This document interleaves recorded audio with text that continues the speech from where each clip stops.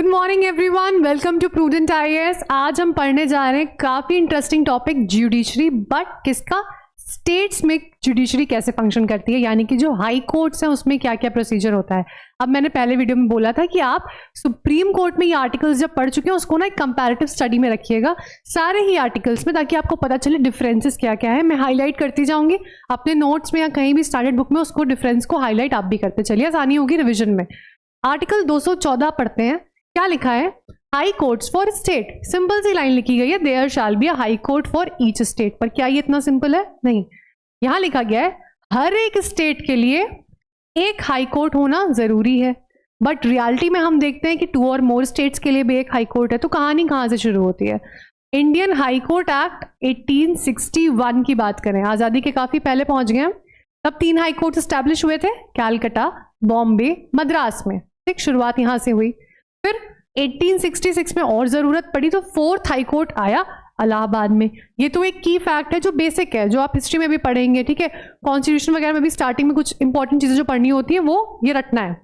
But फिर जो 7th constitutional amendment act 1956 आया, उसमें ये बोला गया कि पार्लियामेंट अगर चाहे तो 2 स्टेट्स के लिए या 2 से ज्यादा स्टेट्स के लिए एक कॉमन हाई कोर्ट बना सकती है। पावर किसे दी गई? ध्यान रखना है, किसे? स्टेट लेजिस्लेचर्स को नहीं, पार्लियामेंट को। क्यों? क्योंकि अलग अलग स्टेट्स की बात हो रही है ना, तो यहां पर पार्लियामेंट डिसाइड करेगी। अब इसका एग्जाम्पल क्या है? Punjab and Haryana high court. ये पंजाब और हरियाणा दोनों के लिए ही है। ऐसे ही महाराष्ट्र का जो हाई कोर्ट है, मुंबई एंड गोवा का कॉमन, राइट। सो इतनी सी लाइन में भी इतना सारा डिटेल ऐड करना जरूरी है। नेक्स्ट पे चलते हैं, आर्टिकल 215 को समझते हैं। High court to be court of record. लिखा क्या गया टाइटल में? केवल कोर्ट ऑफ रिकॉर्ड लिखा गया, बट इसमें भी एक कैच है। ये टॉपिक हम बहुत ज्यादा अच्छे से डिटेल में समझ चुके हैं सुप्रीम कोर्ट वाले लेक्चर्स में। अगर आपने वो वीडियोस नहीं देखे ना, आई रिकमेंड प्लीज एक बार देखिए, कुछ ना कुछ जरूर सीखने को मिलेगा आपको। क्योंकि अब हम स्टेट्स जो कवर कर रहे थे ना, इसमें बहुत ज्यादा वैल्यू एडिशन की जरूरत नहीं थी। आपने देखा होगा इन वीडियोस में बहुत ज्यादा केस लॉज या अननेसेसरी डिबेट मैंने नहीं पढ़ाई। क्यों? क्योंकि यूनियन में वो सब हम ऑलरेडी पढ़ चुके हैं। तो आप एक बार प्लीज उसे देखिएगा। इसमें क्या है? Every high court shall be a court of record and shall have all the powers of a court including the power to punish for contempt for itself। मतलब सभी high court court of record होंगे। क्या होता है court of record? ये अपना पूरा बरी खाता मेंटेन करेंगे। जो जो भी जजमेंट्स दिए गए हैं, जो भी रूलिंग्स आई हैं, वो सारा जो भी ऑब्जर्वेशंस है वो नोट किया जाएगा। क्यों? क्योंकि जो सबऑर्डिनेट कोर्ट्स हैं वो इन पर रिलाय करते हैं अपने फ्यूचर जजमेंट्स के लिए। तो this will serve as a court of record, very important. ठीक, फिर साथ ही 215 में एक एम्बेडेड पावर क्या है? Contempt, power to punish for contempt of court. अब कोई भी आकर कोर्ट का मानहानि कर दे, अननेसेसरी, बिना कोई बेसिस के, बिना कोई फैक्ट्स के, तथ्य के इल्जामात लगाने लगे और जो लोगों का ट्रस्ट है जुडिशरी पे वो तोड़ने लगे, तो कंटेम्प्ट ऑफ कोर्ट करे। तो just one example, contempt of court और भी काफी सारी चीजों पे हो सकता है, ये भी हम टॉपिक अच्छे से कवर कर चुके हैं। तो ये दोनों ही पावर्स एम्बेडेड हैं हाई कोर्ट के पास। अब एक इंपॉर्टेंट केस क्या है? MB Elizabeth versus Harman investment and trading private limited, 1993 का एक केस था। रूलिंग क्या थी कि हाई कोर्ट के पास अंडर आर्टिकल 215 ऐसी पावर्स हैं which are necessary to administer justice. ठीक है, मतलब कोर्ट ऑफ रिकॉर्ड भी हो सकता है और साथ ही ये पनिश भी कर सकता है। It has the power to punish. अगर कोई कोर्ट के साथ कंटेम्प्ट कर रहा है तो इट मे पनिश। ठीक है, दिस इज वेरी इंपॉर्टेंट। देखिए डेमोक्रेसी में ना आज भी देखिए कहीं ना कहीं सभी लोग जस्टिस पे रिलाय करते हैं, जुडिशरी में इतना फेथ होता है। कंटेम्प्ट ऑफ कोर्ट पनिशिंग की पावर्स नहीं होंगी तो कोई कुछ भी कह देगा, कुछ भी छाप देगा और लोग उसको मान लेंगे और फिर जुडिशरी का पूरा जो सिस्टम है ना वो हिल ही जाएगा। फिर आ रहा है article 216, constitution of high courts. Every high court shall consist of chief justice and such of the जजेस as a president may from time to time deem it necessary to appoint. क्या इंपॉर्टेंट है? Chief justice होगा यहाँ पर। जो India के chief justice होते हैं वो क्या होते हैं? Chief justice of India. यहाँ पे chief justice of state, concern state जो भी होगा, ठीक है, प्लस अदर जजेस भी होंगे। कितने होंगे नहीं बताया, फिक्स्ड एक नंबर नहीं बताया। किस पे छोड़ दिया है?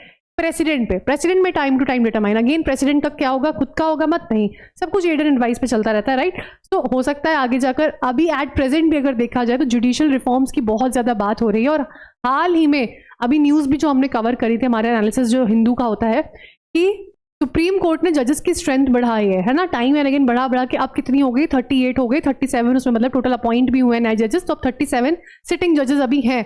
देख क्यों करा क्या है, क्योंकि इतने सारे केसेस हैं, इतना ज्यादा ओवरबर्डन्ड है जुडिशरी, जरूरत है ज्यादा जजेस की, तो आपने नंबर्स जजेस के बढ़ा दिए और जजेस अपॉइंट हो गए सुप्रीम कोर्ट के केस में। But equally important high court भी है, वहां पर भी इतना ही ओवरबर्डन है। इसमें टाइम एंड अगेन कितने जजेस रहते हैं वो सब न्यूज में अगर आ रहा है तो प्लीज पढ़ते चलिएगा, यही डायनामिक से लिंकेज है। अब ये काफी इंपॉर्टेंट है, आर्टिकल 217, इसमें कुछ चीजें जानना जरूरी है। Appointment and conditions of the office of a जज ऑफ हाई कोर्ट, किस तरह से अपॉइंट होते हैं हाई कोर्ट के जजेस, इस बारे में है। पहला, एवरी जज of a high court shall be appointed by the president, कौन अपॉइंट करेगा, प्रेसिडेंट अपॉइंट करेंगे, by warrant under his hand and seal, मतलब on the recommendation of NJAC refer to in article 124A, and shall hold office in case of the additional or acting जज as provided in Article 224 and in other case as till he attains the age of 62 years old. सबसे पहली debate यहाँ पर important क्या आ जाती है, जो NJAC versus collegium debate है, हम ऑलरेडी कवर कर चुके हैं आर्टिकल 124 जब हमने पढ़ा था डिटेल में सारे जजेस के केस, सेकंड जजेस केस था, थर्ड जजेस केस था, और वहां पे जो हमने कवर करा उसमें से यहाँ हाई कोर्ट रेलेवेंट क्या क्या पॉइंट्स है सिर्फ उसको देखा जाएगा। वीडियो नहीं देखा है प्लीज देख लीजिए। तो क्या हुआ था, ओरिजिनली यहां पर था appointed by the president after consultation with chief justice of India, ठीक, plus governor of concerned state. क्या था ओरिजिनली, प्रेसिडेंट ही अपॉइंट करेंगे, खुद से नहीं करेंगे, कंसल्ट करेंगे। किसे कंसल्ट करेंगे, चीफ जस्टिस ऑफ इंडिया को कंसल्ट करेंगे, स्टेट नहीं, कहां बात हो रही है, चीफ जस्टिस ऑफ इंडिया को कंसल्ट करेंगे। गवर्नर ऑफ द स्टेट, अगर दो स्टेट्स इन्वॉल्व है तो दोनों के गवर्नर्स को कंसल्ट किया जाएगा।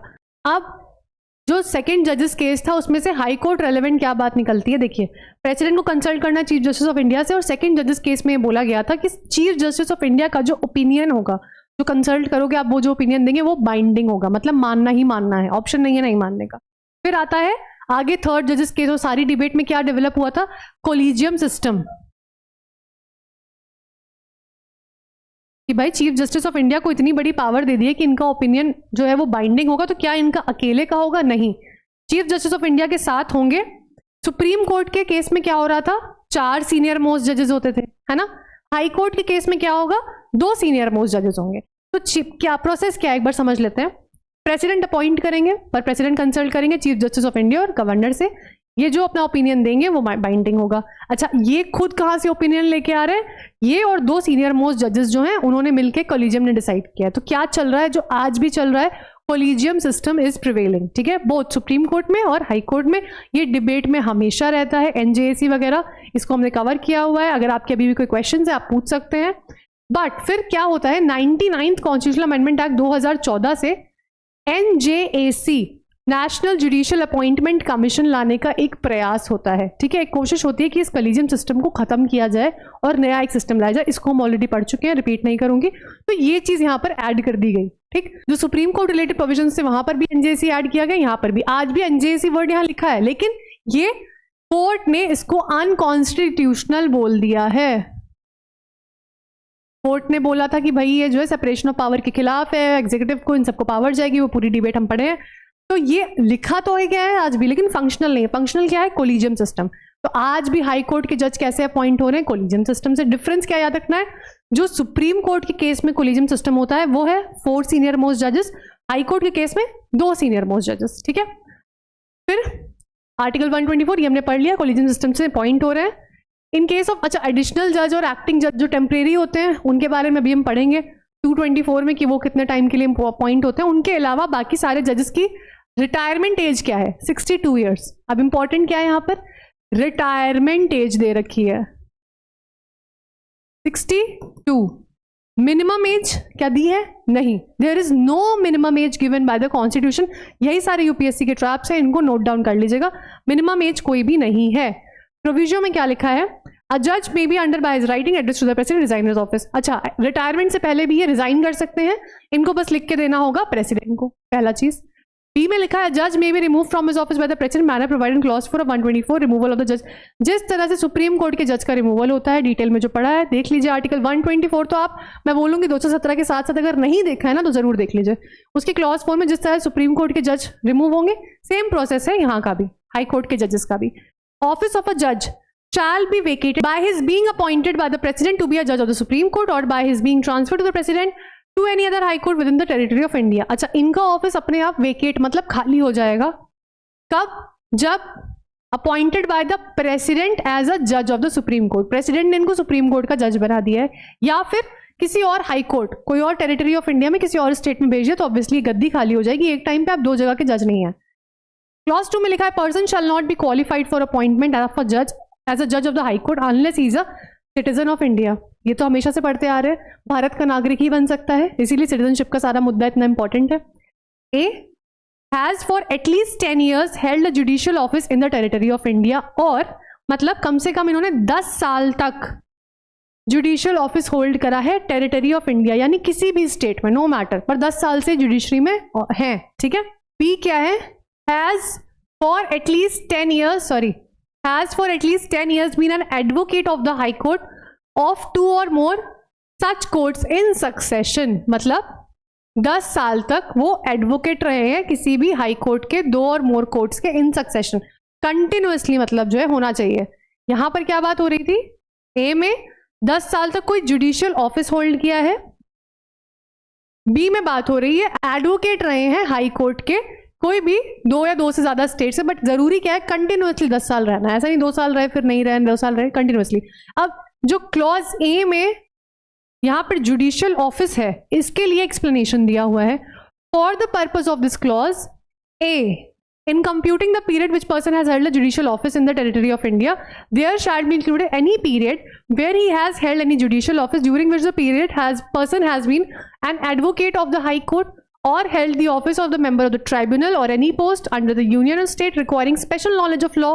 मतलब जो जुडिशियल ऑफिस का कार्यकाल 10 साल का गिना जाएगा, उसमें पहली चीज तो ये मान्य है कि वो एडवोकेट रहे हैं, दूसरा उन्होंने कोई ट्राइब्यूनल के अंडर कोई पोस्ट मतलब जुडिशियल पोस्ट होल्ड करी है, वो भी मान्य रहेगा, या फिर स्टेट और यूनियन में कोई ऐसी पोस्ट जिसमें स्पेशल नॉलेज ऑफ लॉ की जरूरत थी और उनको हायर किया गया है।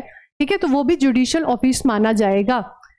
फिर in computing the period during which the person has been an advocate of the high court, there shall be included any period during which the person has held judicial office or the office of the member of the tribunal under the union state requiring special knowledge of law after he became an advocate। ठीक है, तो ये सारी ही positions को माना जाएगा जब 10 साल का टाइम पीरियड गिना जाएगा। क्लॉज बी के लिए क्या लिखा है? In computing the period during which a person has held judicial office in the territory of India or been an advocate of high court, there shall be included any period before the commencement of this constitution during which he has held the judicial office in area which was comprised before the 15th day of August 1947 within India as defined by the Government of India Act or has been an advocate in the High Court in any such area case में भी। मतलब क्या हो रहा है? देखिए, जब constitution comments हुआ, ठीक है, अभी 10-10 साल का इन्होंने जो क्राइटेरिया रख दिया है, तो क्या इससे पहले जो लॉयर्स थे वो सारे खत्म बेकार हो गए? नहीं, उनको कंटिन्यूटी देने के लिए लिखा गया है कि भाई कमेंसमेंट से पहले जो जुडिशियल ऑफिस जिन लोगों ने होल्ड किया वो भी टाइम माना जाएगा, कार्यकाल उनका भी गिना जाएगा। बस क्या इंपॉर्टेंट क्या है कि 15 अगस्त से पहले गवर्नमेंट ऑफ इंडिया एक्ट ने जो जो डिफाइन किया है, ठीक है, उनके अंडर जो जो जुडिशियल ऑफिस जिस जिस टेरिटरी में आते हैं वो सारा भी माना जाएगा। ठीक है, किसी भी हाई कोर्ट के अगर वो उस टाइम जज हैं, एडवोकेट हैं, जो भी हैं, वो भी सारा जुडिशियल ऑफिस में माना जाएगा before the commencement of the constitution. 15 अगस्त की डेट दी गई है, उन्होंने कोई भी ऑफिस हेल्ड किया, that will also be included. Third clause क्या है? If any question arises as for the age of the जज of the high court, the question shall be decided by the president after consultation with chief justice of India, the decision will be final. मतलब जज of the high court की as को लेकर अगर कोई भी question उठ रहा है कि इनकी एज इतनी नहीं है, इतनी नहीं है, 63 है, ये 62 पे रिटायर होना था, वॉट एवर, ऐसे कोई भी क्वेश्चन कौन डिसाइड करेगा? प्रेसिडेंट। बट अगेन प्रेसिडेंट खुद नहीं करेंगे, कंसल्टेशन किसका होगा? चीफ जस्टिस ऑफ इंडिया का, और प्रेसिडेंट जो फिर डिसीजन देंगे that will be full and final. This was about the appointment and certain conditions of the office of judges of the high court। अभी इससे रिलेटेड कुछ और प्रोविजंस रहते हैं, वो हम नेक्स्ट वीडियो में कवर करेंगे। आई होप आपको ये वीडियो हेल्पफुल लगा होगा। कुछ एक्स्ट्रा चीजें अपार्ट फ्रॉम आर्टिकल, कुछ एक्स्ट्रा चीजें apart from the standard book आपको सीखने को जरूर मिली होंगी। If you have any doubts, comments और suggestions, let us know in the comment section below. We will be back with other interesting videos super soon. Thanks for watching.